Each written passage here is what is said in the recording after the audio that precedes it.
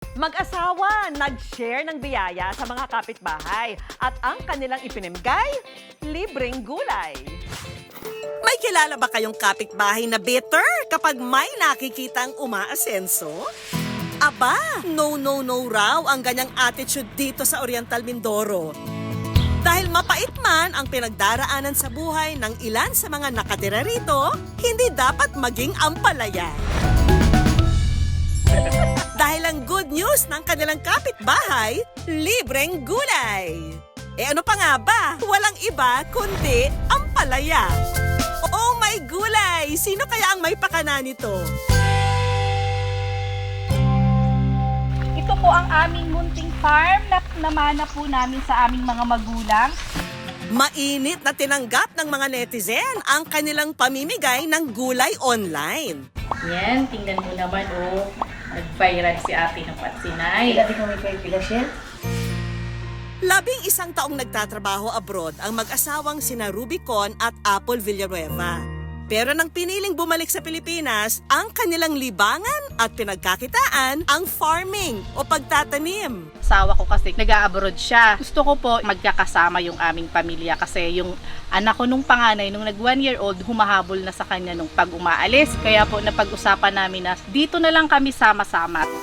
Ang kapatid daw ni Ruby ang nag-udyok sa kanila na mag-farming para hindi masayang ang lupa na meron sila rito.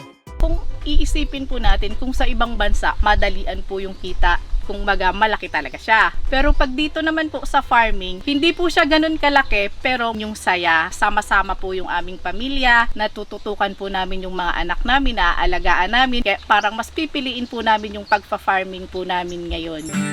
Ito na nga raw ang sumusuporta sa kanilang pamilya ngayon. Ito na rin ang inuulam nila sa araw-araw. Okay, let's eat! O di ba? Healthy living na, sama-sama pa.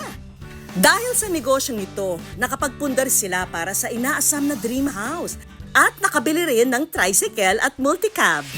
Kaya naman para ibahagi ang saya ng kanilang pamilya, ang mag-asawa nag-share ng blessing sa iba at nagpamigay ng gulay sa mga kapitbahay. Nagbibigay kami pagka yung aming ampalaya ay na-dispose na namin papunta ng merkado. Yung mga tira namin na okay pa naman siya, doon kami namimigay. Tuwing sila ay umaani, nakapagpapamigay sila ng nasa 2 kariton ng gulay.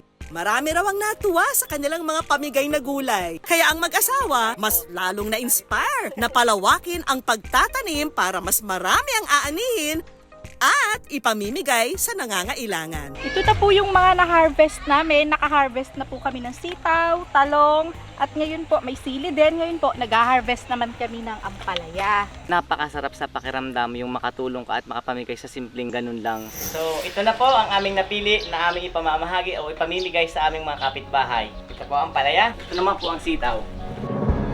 Huwag pong magtutulakan, lahat makakatanggap ng libreng gulay.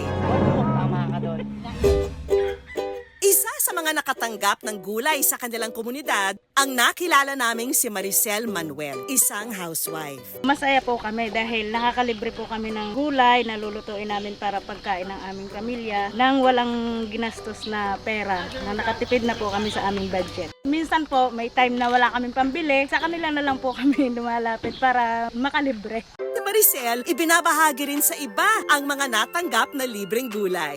Dati po, meron po akong pinsan, sa taas ng sugar niya, yung ampalaya na lang ang ginagamit niya para bumaba yung sugar niya. At ngayon naman, para magpasalamat sa mga libreng gulay, Tao po! it's payback time! Ito po yung gulay na nahingi ko sa inyo kanina. Ay bilang pasasalamat po sa inyo, ipinagluto ko po kayo. Wow! Ang bait and sweet naman. Masarap ba ito? Ay, tikman nyo po para malaman nyo kung masarap. Ko nga. Ba, ang sarap nga! Ang simpleng pagtulong sa kapwa, malayo ang mararating.